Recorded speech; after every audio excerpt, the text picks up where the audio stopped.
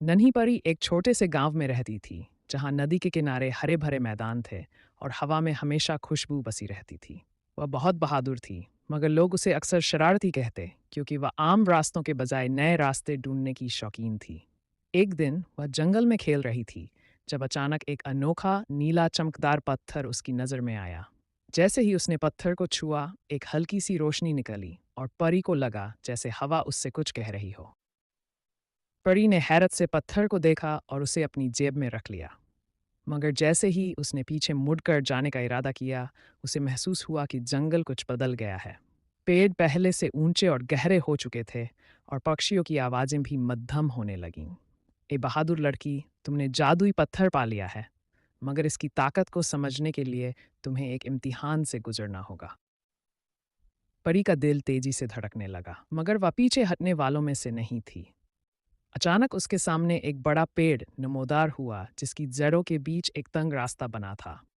वह आहिस्ता आहिस्ता उस रास्ते पर बढ़ी और एक अजीब गरीब दरवाजे के सामने आ खड़ी हुई। जैसे ही उसने दरवाज़ा खोला, वह एक चमकदार गुफा में पहुंच गई, जहां रोशनी के जुगनू उड़ रहे थे और दीवारों पर सुनहरे निशान बने थे।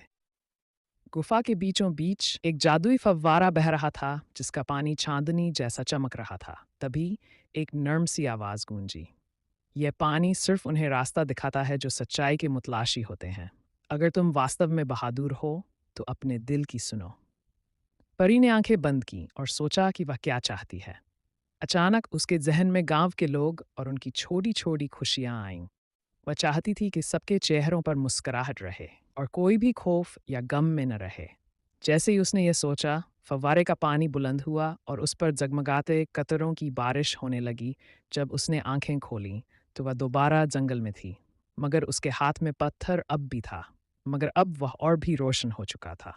परी को महसूस हुआ कि असली ताकत बहादुरी, सच्चाई और दूसरों की भलाई में है। वह खुशी खुशी अपने गांव की ओर चल दी ताकि सबको अपनी हैरत अंगेज मुहिम की कहानी सुना सके। Hey friends, don't forget to like, subscribe, and press the bell icon so you never miss a fun story.